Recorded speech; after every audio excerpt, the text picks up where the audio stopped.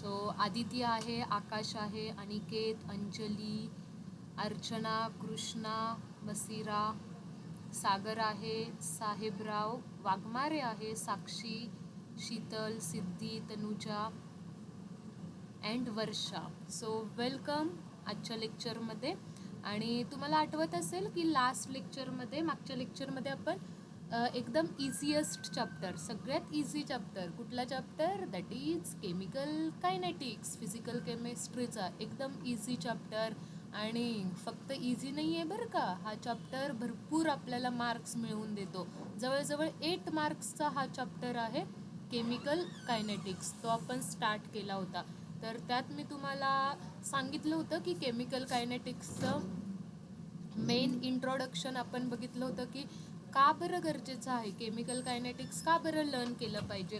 बघा, कधी पण जर तुम्ही कुठल्याही गोष्टीची सुरुवात जर करत असाल तर ती गोष्ट का करायची आहे हे ज्यावेळेस आपल्या डोक्यामध्ये फिक्स असतं, पक्क असतं, त्यावेळेस ती गोष्ट आपण अजून जोशनी करू शकतो. म्हणजेच आता तुमची 12th स्टार्ट होती आहे, मग तुम्हाला 12thला छान मार्क्स अचीव करायचे आहेत, तुम्हाला छान रिझल्ट आणायचा आहे, तर why you want to achieve this हे जर तुमच्या डोक्यात एकदम क्लिअर असेल तर तुम्ही ऑलवेज सेल्फ मोटिवेटेड राहताल. कधीतरी असं वाटलं की आपल्याला थोडंसं डिस्ट्रॅक्शन होतं आहे तर लगेच आपण ते रिझन आठवायचं की का बरं आपण ही जर्नी चालू केली आहे, की का बरं आपल्याला छान मार्क्स पाडायचे आहेत. फॉर एक्झाम्पल, आपल्या आईवडिलांना प्राऊड फील होणार आहे, सोसायटीला प्राऊड फील होईल, आपल्या आजूबाजूच्या, आणि सगळ्यात महत्त्वाचं स्वतःला प्राऊड फील होत असतं. जर एखादी गोष्ट आपण ठरवली आहे आणि ती अचीव केली तर स्वतःचा कॉन्फिडन्स वाढत असतो. करेक्ट ना? सो बेसिकली तेच आहे. केमिकल कायनेटिक्स स्टार्ट करताना मी तुम्हाला इंट्रोडक्शनमध्ये सांगितलं होतं की हा चॅप्टर का महत्त्वाचा आहे. And the main thing is की ह्या चॅप्टरमध्ये आपण काय बघत असतो? Rate of reaction. एखादी रिॲक्शन किती वेळात कंप्लीट होती आहे हे माहीत असणं खूप गरजेचं असतं. आणि रेट ऑफ रिॲक्शनसोबत डील आपण ह्या चॅप्टरमध्ये करणार आहोत. मग आपण नेक्स्ट ह्याच्यामध्ये 2 टाईप्स बघितले होते. कुणाला आठवतंय का रे रेट ऑफ रिॲक्शनचे किती टाईप्स आहेत? I will on your microphone and then you can give me the answers की कुठले कुठले 2 टाइप्स असतात रेट ऑफ रिॲक्शनचे. चलो कम ऑन, मुझे पता है, सबको आएगा. जो भी मेरे past students Average and instantaneous. Yes correct, very good Tanuja. Average rate end instantaneous rate, ये 2 क्या होते हैं?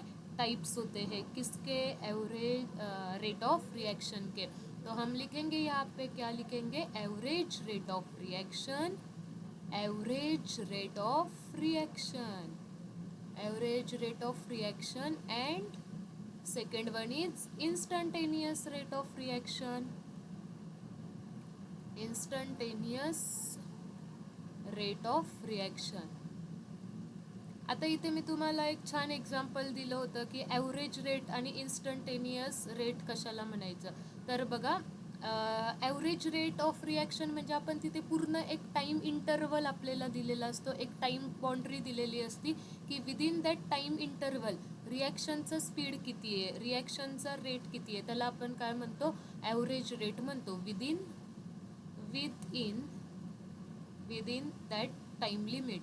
आपल्याला तो एक टाईम लिमिट दिलेला असेल आणि त्या टाईम लिमिटमध्ये आपल्याला रिॲक्शनचा रेट विचारलेला असतो.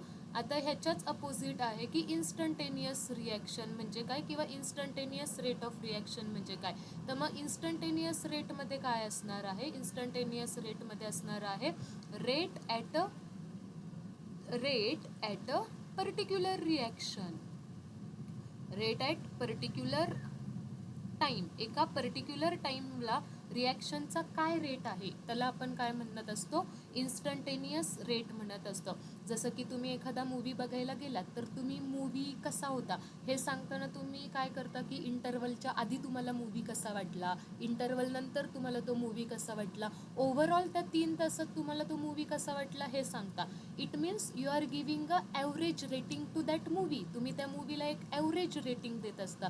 म्हणजेच तुम्ही काय करताय, तिथे ॲव्हरेज बघत आहात विदिन दॅट 3 hours. त्या 3 तासामध्ये मूवी कसा वाटला.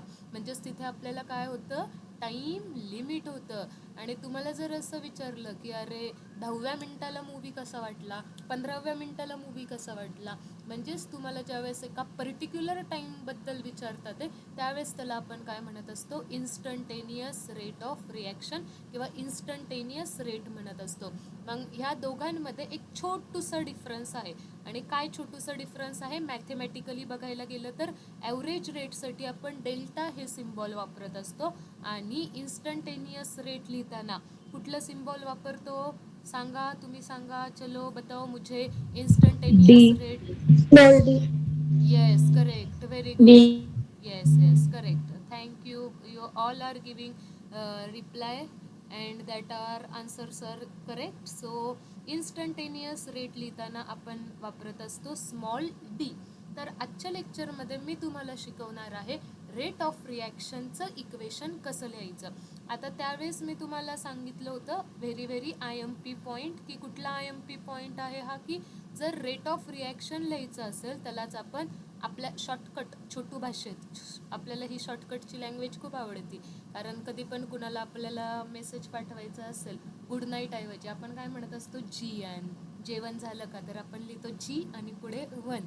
ठीक आहे ना. तसंच ROR म्हणजे काय, रेट ऑफ रिॲक्शन. मग रेट ऑफ रिॲक्शन आपल्याला रिॲक्टंटच्या टर्म्समध्ये पण फाइंड आउट करता येतो. रिॲक्टंटच्या व्हॅल्यूज जरी वापरल्या तरी rate of reaction find out करू शकतो, किंवा प्रोडक्ट जरी वापरला आपण, प्रोडक्टच्या टर्म्स जरी वापरलं तरी आपण रिॲक्टंट प्रोडक्टच्या टर्म्समध्ये सुद्धा rate of reaction find out करू शकतो. आता ह्याच्यात एक छोटूसं डिफरन्स काय आहे, की रिॲक्टंट्सच्या टर्म्समध्ये रेट ऑफ रिॲक्शन लिहिताना आपण निगेटिव्ह साईन लिहितो. कुणी मला ह्याचं रिझन सांगू शकेल का? रिॲक्टंटच्या पुढे आपण निगेटिव्ह साईन का बरं देत असतो? काय होत असतं, रिॲक्टंटचं अमाऊंट इन्क्रीज होत असते का डिक्रीज होत असते, काय सला सांगा. डिक्रीज होत असते आणि तो कन्झ्युम होत असतो. येस, रिॲक्टंट कन्झ्युम होत असतो, रिॲक्टंटची अमाऊंट डिक्रीज होत असते. आणि कधीही बघा तुम्ही मॅथमॅटिक्समध्ये एखादी गोष्ट जर डिक्रीज होत असेल तर ती निगेटिव्ह साईननी रिप्रेझेंट करत असतात. म्हणून फक्त रेट ऑफ रिॲक्शन जर तुम्ही रिॲक्टंटच्या टर्म्समध्ये लिहित असाल तर त्याला निगेटिव्ह साईन देणं इम्पॉर्टंट असतं.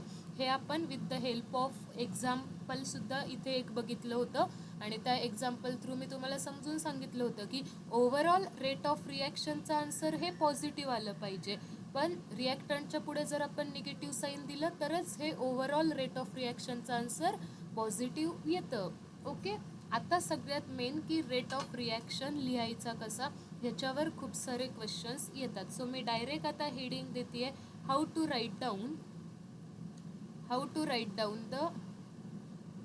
राईट डाऊन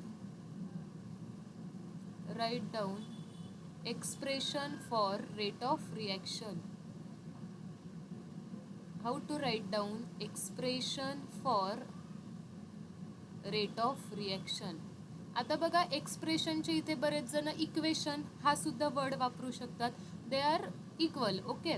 एक्सप्रेशन म्हणा, काही जण इक्वेशन म्हणू शकतात. सो ह्यात काही वेगळं नाही आहे की रेट ऑफ रिॲक्शनचं इक्वेशन कसं रिप्रेझेंट करताल किंवा कसं लिहिताल तुम्ही, किंवा रेट ऑफ रिॲक्शनचं एक्सप्रेशन काय असेल. तर आता बघा इथे मी एक हायपोथेटिकल रिॲक्शन घेते. हायपोथेटिकल रिॲक्शन आहे A plus B into B. It gives C plus D times D. आता लक्षात घ्या, हे स्मॉल ए आणि कॅपिटल ए, हे small B capital B, small C capital D, small D and capital D हे वेगवेगळे आहेत. आता कॅपिटल ए आणि बीचा काय मिनिंग होतो, तर कॅपिटल ए अँड बीचं मिनिंग होतं दे आर द रिॲक्टंट्स. ओके. आणि कॅपिटल सी आणि डीचा काय मिनिंग होतो, तर कॅपिटल सी आणि डी आहे तर प्रोडक्ट्स. आणि मग तुम्ही म्हणताल small A B C D काय आहे, तर स्मॉल ए बी सी डीला आपण म्हणत असतो स्टायकिओमेट्रिक कोइफिशियंट्स. ओके.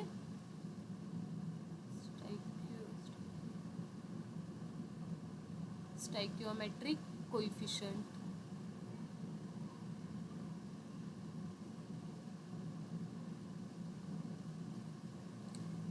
आता जर तुम्हाला एखादं एक्झाम्पल घेऊन रिलेट करायचं असेल तर बघा, फॉर एक्झाम्पल मी घेतलंय CH4 प्लस रिॲक्शन होती आहे O2 सोबत ह्या रिॲक्शनमध्ये CH4 गॅसियस स्टेटमध्ये, O2 सुद्धा गॅसियस स्टेटमध्ये आहे, CO2 गॅस प्रोड्यूस होतोय आणि वॉटर फॉर्म होतंय. तर वॉटर किती फॉर्म होतंय, तर 2 मोल्स ऑफ वॉटर फॉर्म होतंय.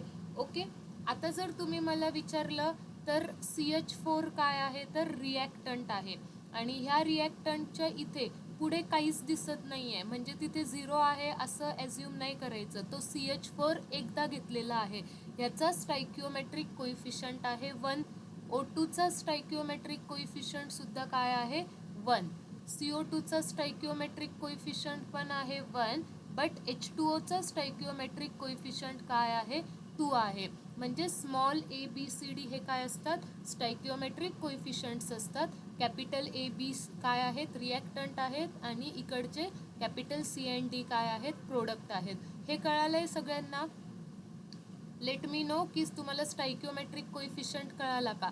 रिॲक्टंटच्या पुढे आणि प्रोडक्टच्या पुढे जो नंबर लिहिलेला असतो त्याला स्टायकिओमेट्रिक कोइफिशियंट्स म्हणतात. ओके. आय होप सगळ्यांना कळालंय, सगळ्यांनी थंब दाखवलाय, व्हेरी गुड. सो मी आता ह्या रिॲक्शनचं मला इथे काही काम नाही आहे, जस्ट तुम्हाला समजून सांगायचं होतं म्हणून मी घेतली होती. आय विल रब डाउन इट.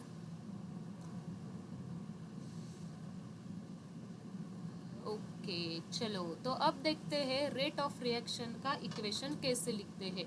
देखो, बहुत अच्छे से देखो, सबका अटेंशन इधर होना चाहिए. सगळ्यांचं लक्ष एकदम, डोकं मन हात पेन सगळं इकडं, डोकं आणि मन एकदम इकडं लक्ष देऊन बघायचं. आता मी कसं लिहिते, मी ज्या स्टेप्स फॉलो करते तशाच स्टेप्स तुम्हाला पण फॉलो करायच्या आहेत. बघा, rate of reaction is equal to, आता बघा A अँड B, ये क्या आहे, A अँड B रिॲक्टंट्स आहे.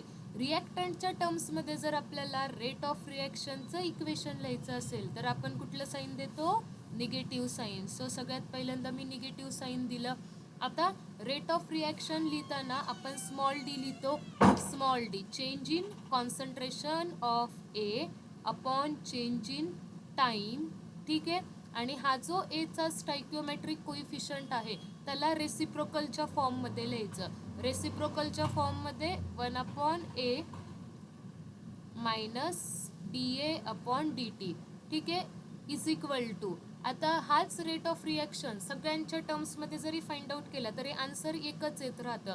मग आता तुम्ही बीच्या टर्म्समध्ये रेट ऑफ रिॲक्शनचं इक्वेशन काय लिहिताल, बी का जो कोइफिशियंट है उसको नीचे भेज दो, उसको डिवाइड के फॉर्म में लिख दो, रेसिप्रोकल के फॉर्म में लिख दो.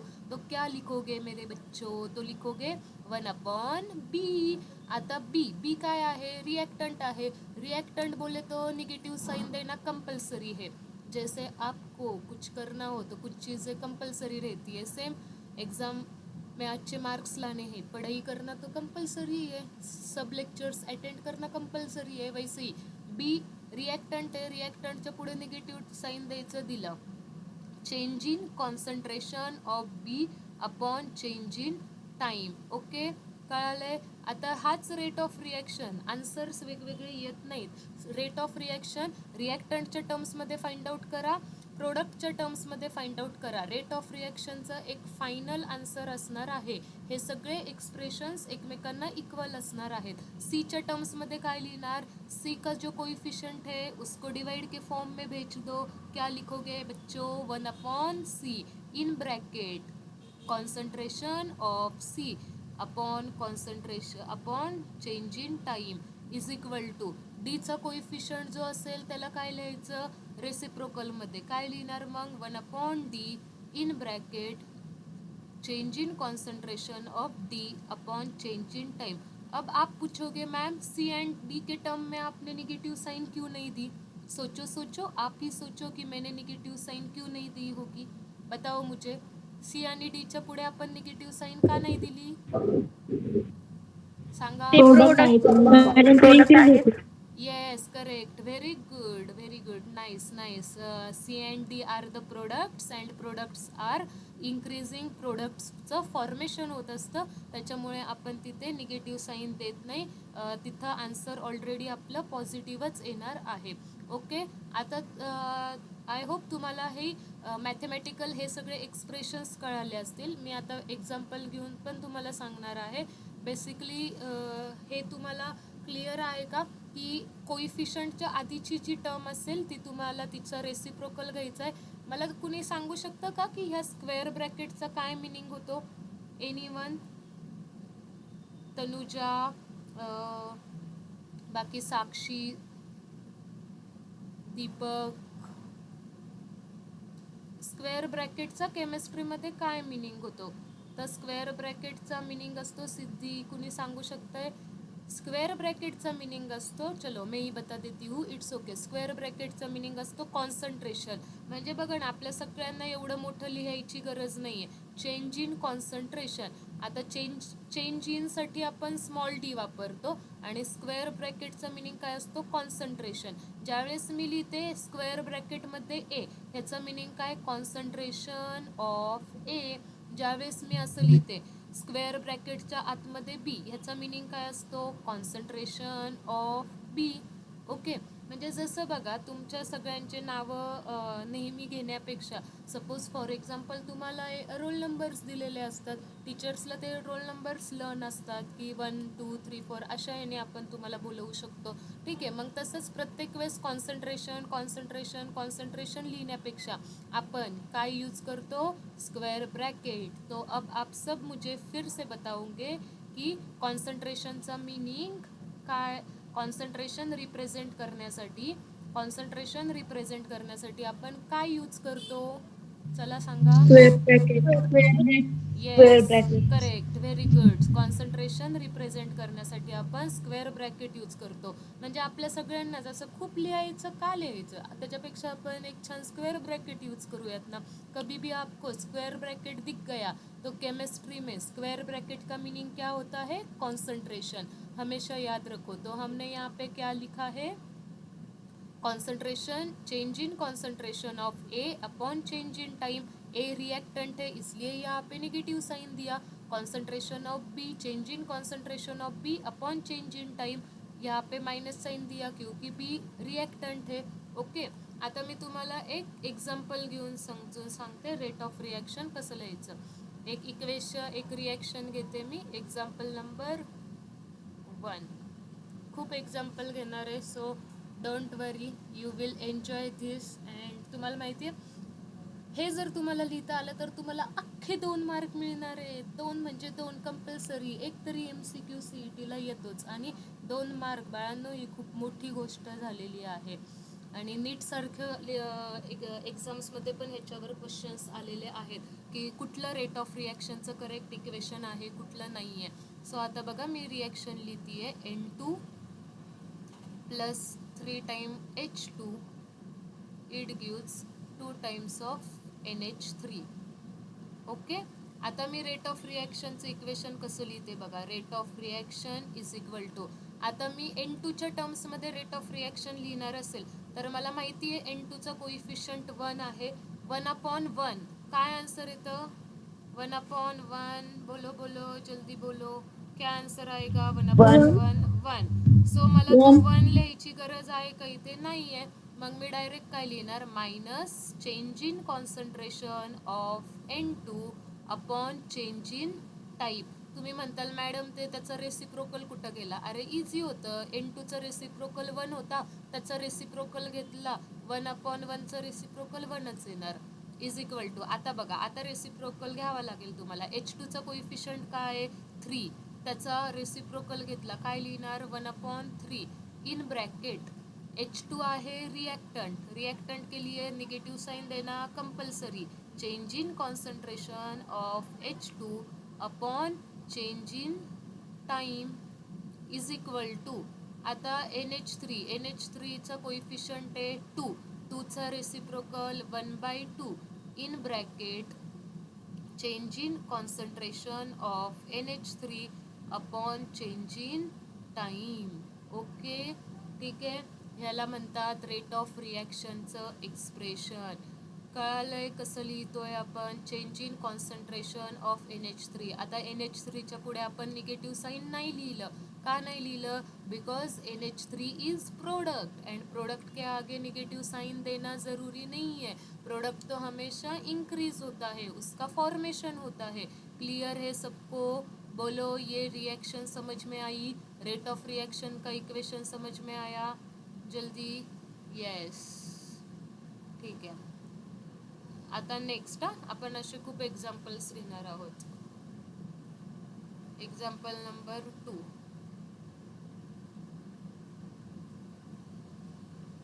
H2 plus I2, it gives 2HI. क्या लिखोगे रेट ऑफ रिएक्शन का equation? Rate of reaction is equal to H2 चा कोइफिशियंट आहे 1, 1 चा reciprocal 1, so no need, 1/1 answer 1 येते, सो डायरेक्ट लिखेंगे minus change in concentration of H2 upon change in time is equal to I2 का coefficient है 1, 1/1, reciprocal का answer आता है 1, so no need to write down the that term, so direct लिखेंगे minus change in concentration of I2 upon change in time is equal to HI का coefficient है 2. अब थोड़ा रुक जाना बाबा, रुक जाना. देखो क्या है इधर, कोइफिशियंट है, कोइफिशियंट 1 है क्या? नहीं, कोइफिशियंट है 2. 2 चा रेसिप्रोकल क्या आएगा? 1/2, तो यहाँ पे 1/2 से मल्टीप्लाई करना पड़ेगा. 1/2 in bracket concentration of, change in concentration of HI upon change in time. बोलो, गया क्या आपके दिमाग में? समझे? इजी है? बताओ जल्दी, सबको क्लियर है? चलो, मैंने माइक ऑन किया है, क्लियर है? Yes, ma'am. कृष्णा क्लियर है, साक्षी? Yes, ma'am. Yes, very good, very good. अब मैं आपको एक नेक्स्ट हाइपोथेटिकल एग्जांपल देती हूँ. हम थोड़े हाइपोथेटिकल एग्जांपल्स लेंगे तो आपकी ज़्यादा प्रैक्टिस हो जाएंगी. देखो अब next example, 2A plus 3B it gives 4C. क्या लिखोगे रेट ऑफ रिएक्शन का expression? Rate of reaction is equal to 1/2.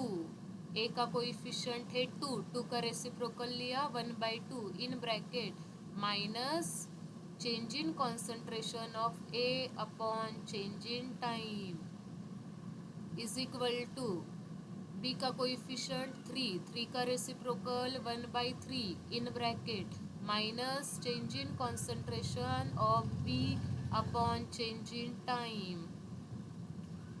Okay, and C का कोइफिशियंट 4, 4 का reciprocal 1/4 in bracket change in concentration of C upon change in time.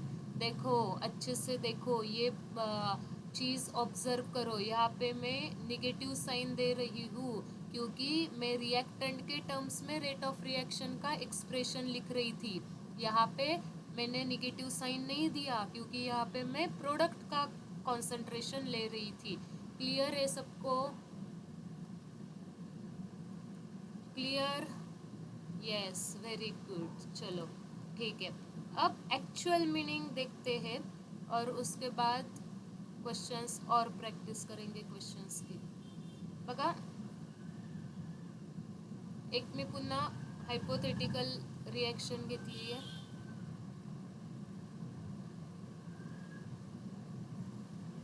आता physical केमिस्ट्रीमध्ये तुम्हाला काय येणार आहेत? प्रॉब्लेम्स येणार आहेत. जरी केमिस्ट्री असलं तरी इथे तुम्हाला फक्त थिअरी नाही आहे, काही काही कन्सेप्च्युअल प्रॉब्लेम्ससुद्धा आपल्याला सॉल्व करायचे आहेत. मग नेहमी जे पण प्रॉब्लेम्स असतात ते जे वर्ड्स असतात, ह्या वर्ड्सला आपल्याला जे वर्ड्स असतात, जे सेंटेन्स असतात, त्या सेंटेन्सपासून एक मॅथमॅटिकल मिनिंग निघत असतो.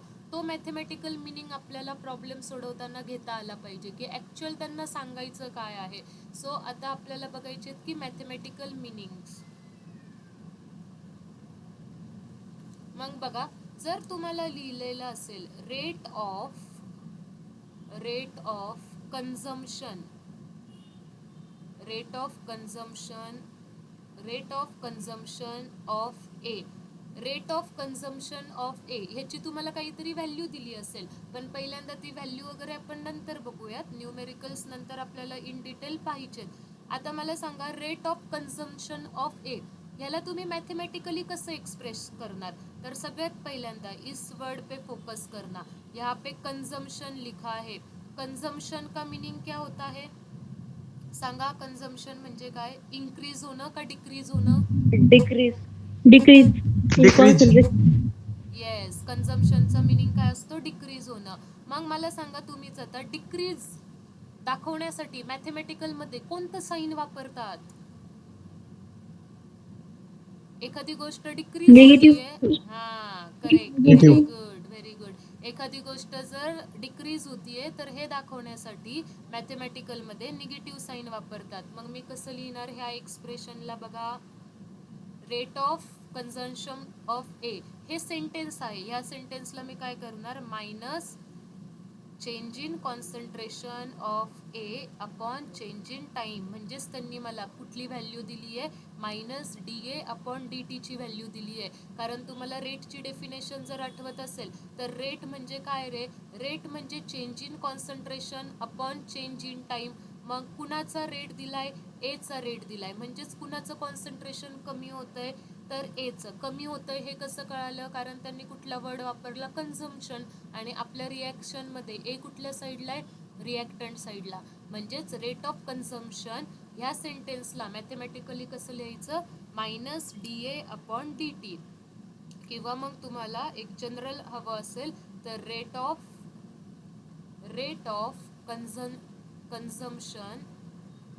Of consumption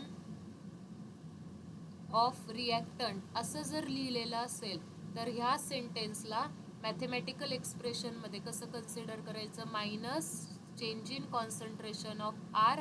R stands for reactant. Minus sign का? कारण कन्झम्पशन हा वर्ड आलेला आहे. आता जर त्यांनी तुम्हाला एखादी व्हॅल्यू दिली आहे, प्रोडक्ट्सची व्हॅल्यू वगैरे दिली असेल, त्यांनी जर असं म्हटलं असेल रेट ऑफ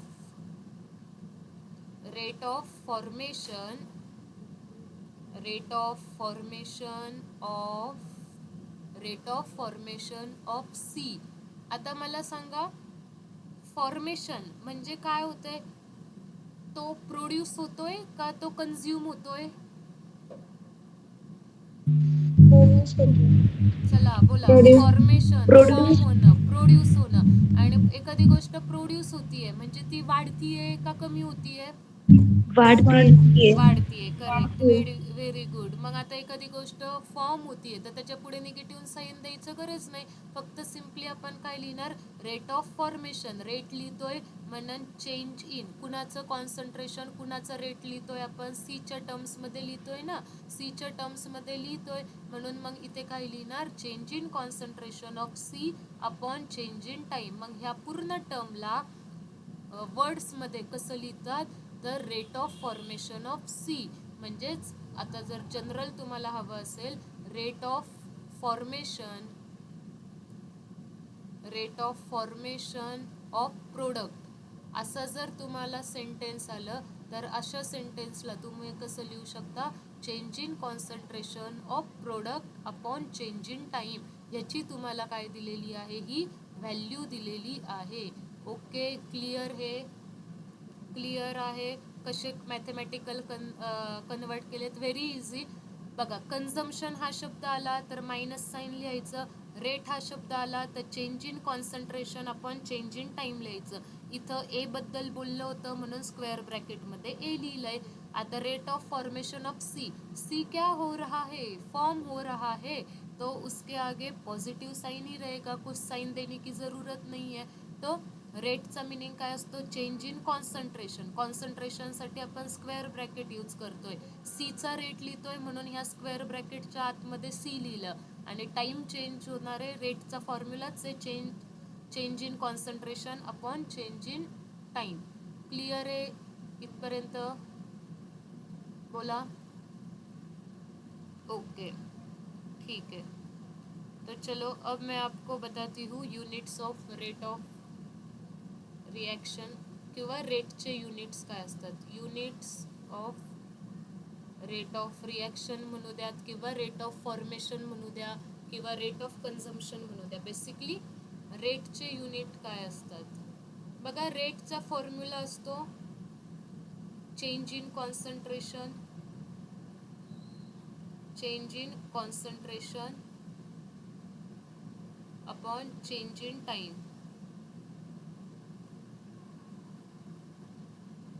आता इथे कॉन्सन्ट्रेशनचं युनिट असतं मोलॅरिटी. मोलॅरिटी म्हणजेच काय तर मोल पर लिटर. ओके. आणि टाइमचं युनिट काय असतं तर सेकंड. सो ह्या दोन व्हॅल्यूज जर आपण आपल्या रेटच्या इक्वेशनमध्ये पुट केल्या तर आपल्याला रेटचं इक्वेशन कळणार आहे. ह्या जर दोन व्हॅल्यूज जर आपण पुट केल्या मोल पर लीटर एंड सेकेंड वाली, तर हमें क्या मिल जाएगा, रेट का युनिट मिल जाएगा.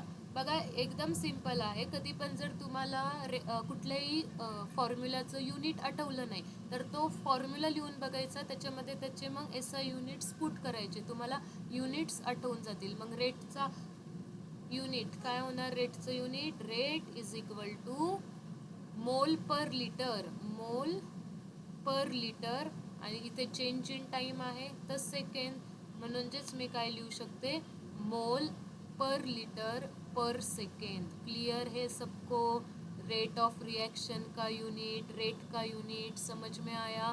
मोलॅरिटी, कॉन्सन्ट्रेशन मोलॅरिटीमध्ये मोजतो. हे 11चे थोडे टर्म्स आहेत की कॉन्सन्ट्रेशनचं युनिट मोलॅरिटी असतं. मोलॅरिटी म्हणजेच number of moles dissolve in 1 litre of solution. एका लिटरमध्ये किती नंबर ऑफ मोल्स डिझॉल्व केलेले आहेत त्याला आपण कॉन्सन्ट्रेशन म्हणतो किंवा मोलॅरिटी म्हणतो. मग तुम्हाला कधी कधी असंही दिसेल रेटचं युनिट. बघा हे एक युनिट झालं, रेट इज इक्वल टू, म्हणजे आपलेच कसे वेगवेगळे नावं असतात, टोपण नाव, शाळेतलं नाव, क्लासमधलं नाव, तसंच आता वेगवेगळे युनिट्स पण असतात. हे एक युनिट झालं. काही जण कॉन्सन्ट्रेशनच्या जागी डायरेक्ट काय ठेवतील, मोलॅरिटी ठेवतील. तुम्हाला मग कॉन्सन्ट्रेशनचं पहिलं बेसिक युनिट काय आहे तर कॅपिटल M, मोलॅरिटी अपॉन टाईमचं युनिट सेकंड. म्हणजेच तुम्हाला काय मिळेल, molarity into second inverse, molarity per second असंही तुम्हाला युनिट मिळू शकतं. सो ये भी करेक्ट है, वो भी करेक्ट है, दोनों करेक्ट है, बिकॉज दोनों किसके यूनिट्स है, रेट के यूनिट्स है. समझा बच्चे पार्टी, समझ में आया, क्लियर है. येस, सगळे मला असे छान थंब दाखवतात ते, व्हेरी गुड.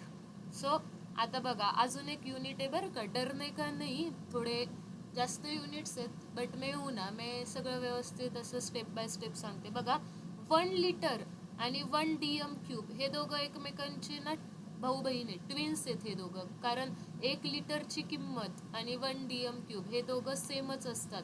1 लिटर म्हटलं काय आणि 1 DM क्यूब म्हटलं काय, सेमच. मग एखाद्याची अशी इच्छा झाली पर लिटर, इथं आम्हाला लिटर इनवर्स दिसतंय मॅडम, त्या लिटर इनवर्सच्या जागी आम्ही जर DM क्यूब ठेवलं तर चालणार ना, काहीच प्रॉब्लेम नाही. ठेवून बघूयात, एक नवीन युनिट तयार करून बघूयात, त्याला काय एवढं, ते पण एक नवीन युनिट असणार आहे. सो मग रेटचं अजून एक कुठलं युनिट मिळालं आपल्याला, rate is equal to mole is per litre. Litre inverse आहे, लिटरच्या ठिकाणी मी DM क्यूब ठेवलं, पण लिटरच्या इथे -1 आहे, मग इथे काय येणार, minus sign second inverse as it is. Clear.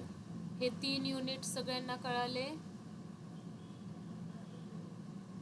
मग मी इथे एक बॉक्स करते छान. रेट इज इक्वल टू सगळ्यात पहिल्यांदा युनिट मोलॅरिटी सेकंड इनवर्स, त्याच्यानंतर मोल पर लिटर सेकंड इनवर्स आणि मोल DM क्यूब पर DM क्यूब सेकंड इनवर्स. ये तीनों क्या है, रेट के यूनिट्स है. समझे, क्लियर. बोलो all are with me. Tanuja समझ में आया, साक्षी, प्रेम बताओ जल्दी. यस ओके, चलो ठीक है, हम देखते हैं कुछ क्वेश्चंस.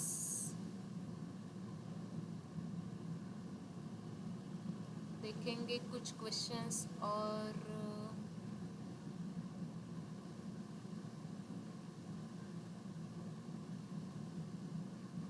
बहुत सारे क्वेश्चंस है हमारे पास, पूरी एक पूरी बड़ी फाइल ही है।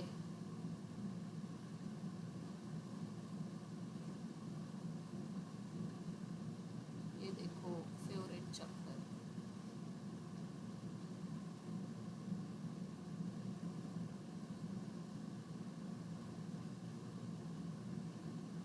आय होप सगळ्यांना दिसत असेल, screen is visible.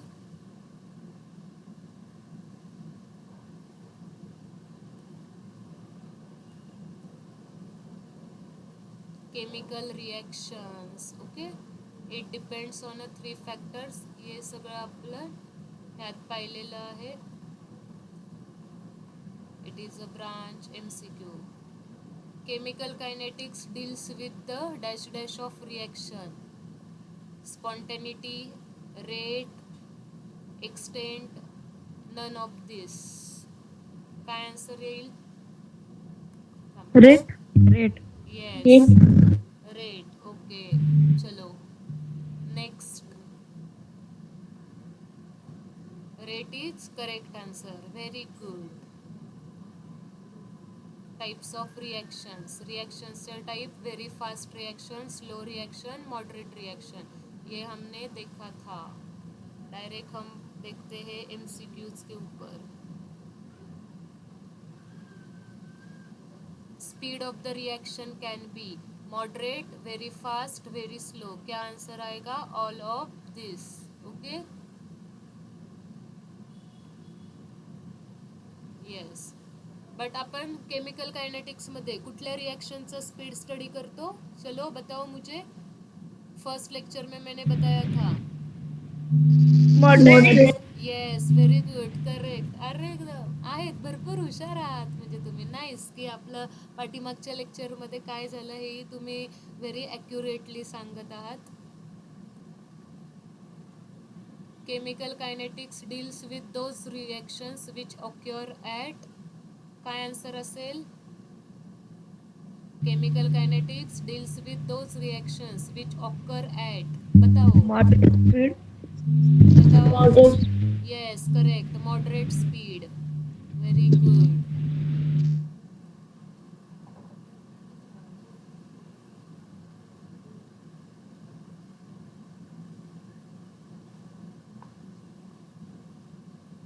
Units of rate of reactions involving gases. बघा आता गॅस आहे, कॉन्सन्ट्रेशन नाही आहे, थोडंसं विचार करून सांगा। जर कॉन्सन्ट्रेशन असतं लिक्विड सोल्युशनचं, आपण कॉन्सन्ट्रेशन मेजर करतो। गॅसचं काय मेजर करतो आपण? गॅसला काय असतं, कुठली प्रॉपर्टी Atom असते? second. येस येस, गॅसला प्रेशर असतं, प्रेशर आपण ॲटमॉस्फिअरमध्ये मोजतो, ओके। ते मी तुम्हाला सांगणार आहे।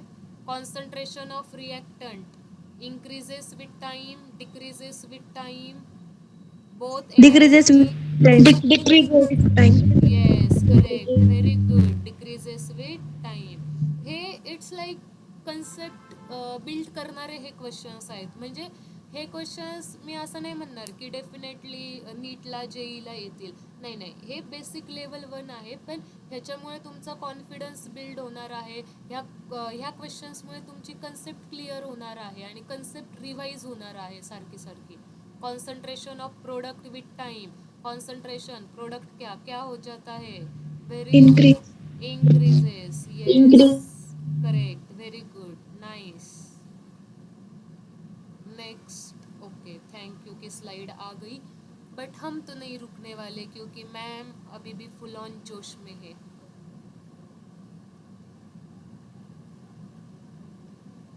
Rate of reaction, average, instantaneous, ये हमें पता है।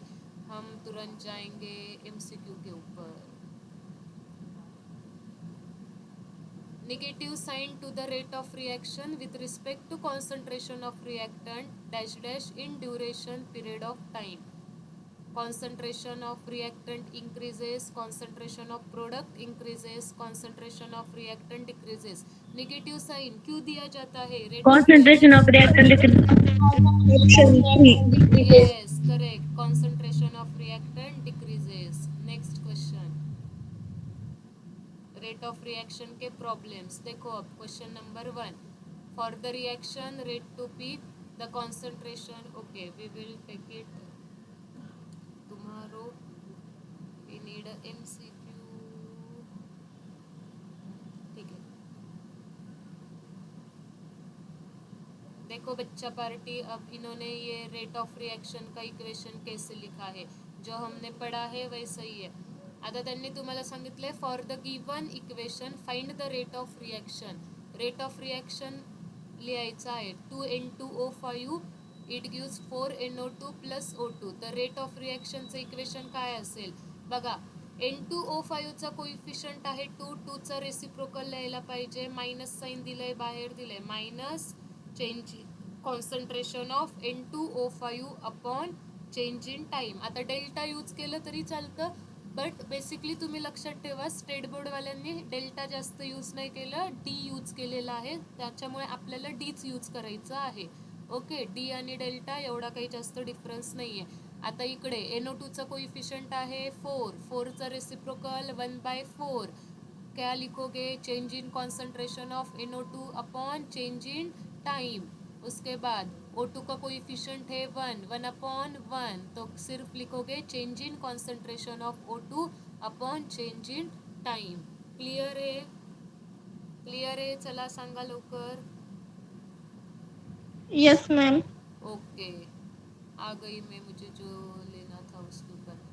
हाँ बघा आता MCQ, the rate of reaction for N2 + 3H2 it gives 2NH3। कुठलं करेक्ट इक्वेशन आहे बघा, तुम्हीच सांगायचं आहे।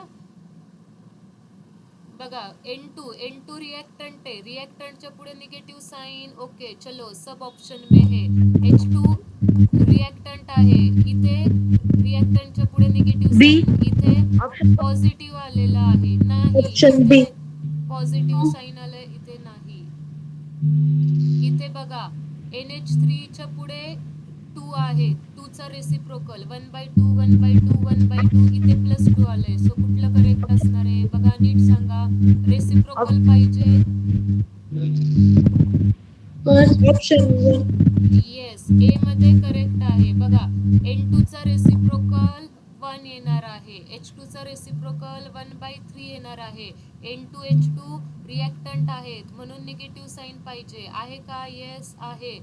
NH3चा रेसिप्रोकल येईल 1/2, आहे का, आहे। NH3 प्रोडक्ट साईडला आहे का, हो आहे, मग प्रोडक्टसाठी पॉझिटिव्ह आहे का, आहे। सगळ्या कंडिशन्स इथे फुलफिल होतात आणि इतके सिंपल क्वेश्चन्स 2 मार्क्ससाठी येतात आणि 4 मार्क्ससाठी सुद्धा नीटच्या एक्झामला आलेत। क्लियर आहे सगळ्यांना, और एक लास्ट क्वेश्चन लेंगे, नेक्स्ट हां सांगा ह्या रिएक्शनसाठी, ठीक आहे आपण हे उद्या कन्सिडर करूयात। क्लियर आहे, आजचा टॉपिक क्लियर आहे सगळ्यांना। रेट ऑफ रिएक्शन्स कशा लिहायच्यात समजलं, okay. I will send you homework, complete that, okay. इथेच मी होमवर्क लिहिते, तुम्हाला राईट डाऊन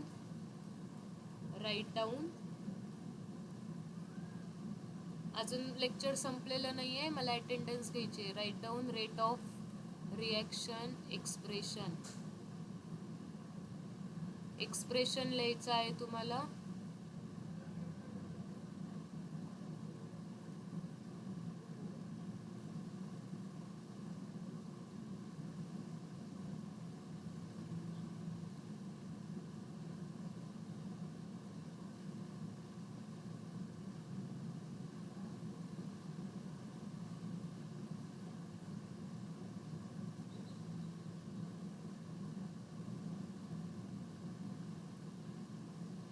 वेगवेगळ्या रिॲक्शन्स मी देते, तुम्हाला त्या रिॲक्शन्सचं एक्सप्रेशन लिहायचं आहे, ओके।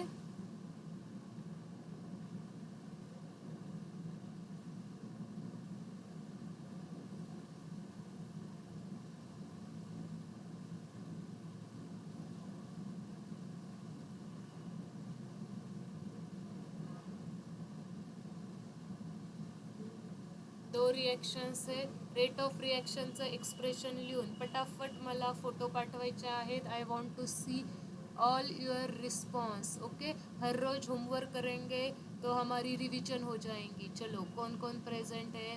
वाघमारे, साबळे, शीतल, सिद्धी, तनिष्का, तनुजा, वर्षा. ओके, अंजली, अर्चना, उदावंत, बालमे, दीपक, शेळके, कृष्णागिरी, मसिरा, सागर खोसे. ओके, चलो ठीक आहे, रुकते हैं आज के लिए. सगळ्यांना सगळं कळालंय का? लेट मी नो कुणाला काही डाऊट्स आहेत आजच्या याला. रेट ऑफ रिॲक्शनचं एक्सप्रेशन लिहायचं आहे फक्त. Very simple, very easy. Okay, ठीक है, बताओ जल्दी. क्लियर है सबको? Yes ma'am. Yes ma'am. Yes. पूरी जोश के साथ हम कंटिन्यू करेंगे कल का लेक्चर. तब तक बाय बाय, सी यू.